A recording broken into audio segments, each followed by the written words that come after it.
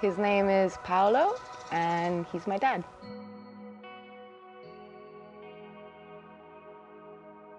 He crossed over 3 years ago. Yeah, nearly 4 years ago, 2013. Today is his birthday. Happy birthday, Dad. Yeah, my dad had Parkinson's disease for 27 years. I found out he was sick when I was 12. And the disease just kept on going on and making him weaker and weaker and less absent in the physical world. And finally he passed away 27 years after. He was 72. Actually, it's been amazing since he passed over. The last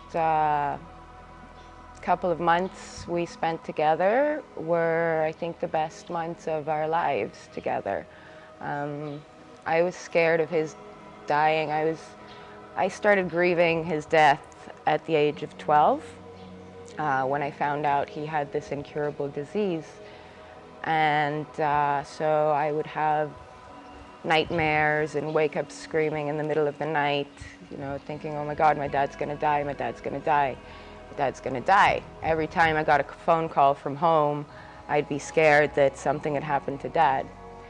And so I think grief was part of my life until he actually crossed over.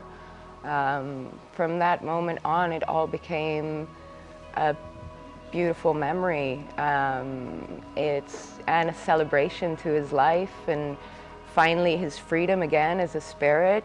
His spirit was so strong and so beautiful, and he touched many, many people in his life. And so, yeah, it all became a celebration after he crossed. It was difficult. It was like the most scary moment of my life. I knew that it was coming.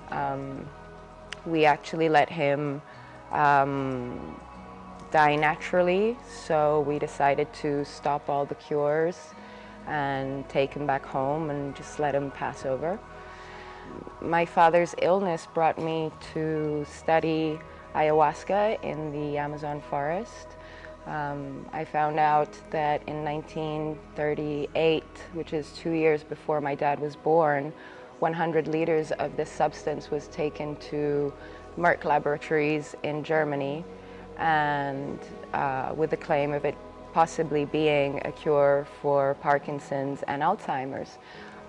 From there, they synthesized all the good stuff that's in the ayahuasca and tried to turn it into drugs, which are used to date for treating Parkinson's patients, but without the same success as ayahuasca has. So for the last 3 months of his life, I took my dad off all of his medications, and which had turned him practically into a vegetable that I couldn't speak to anymore, and it was very difficult to communicate with him. He would be in another world completely, caused by all the drugs that he'd been taking for such a long time. He also had deep brain stimulation, and so he had a pacemaker with these electrodes in his brain, sending electric shocks into his head for the past 10 years. And I decided to switch that off, take him off all the medicines, and just start giving him this sacred medicine from the forest. And he magically came back. He was so strong, so present, so connected, that it was really, truly magical to speak to him about, what was about to come, We were all waiting for him to pass, and he knew that we were all waiting for him to pass. And it was the most difficult moments of my life, but at the same time, I think the most beautiful as well, being able to take care of your father the way he, in the end of his life, the way that he took care of us, at the beginning of our lives, was such a beauty and an honor. And what else? yeah, seeing him with a big smile on his face when he left his body already was amazing. You know, it's really beautiful. Oh, I just feel he's jumped into me. It's like, Dad, because like in his last days, you know, he'd be asking us for food, and we practically had to let him die of hunger, of starvation, because that what the disease had compromised the use of all his muscles, and so his epiglottis wasn't working anymore, and the food was going into his lungs and causing him to risk dying of an epigestis congestion. So he was terrible the last couple of months. You know, every day he'd ask us for pasta, I want ravioli, give me this, I want a soup, I want churrasco, I want every single, and we're like, no dad, no dad. It's like, please leave this body, you know, leave this body and be free.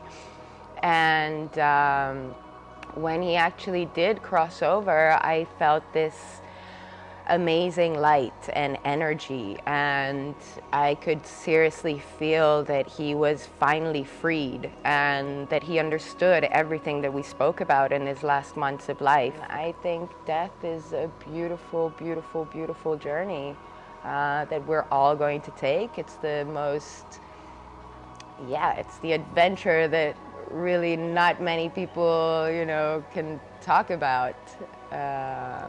Just feel, you know, all the teachings that you've had in life and feel blessed that you've had that person in your life for a long or short time or difficult or whatever. We're just here to, you know, make experiences, and we have to learn to be friends with death, you know, because that's what is going to come for all of us, and very difficult to find another one like you, Dad. And no, it's always a celebration. And anyone that ever speaks to me about my dad, you know, has always beautiful words or beautiful memories. So, you know, there's not one thing I would change of the life I had with him. So.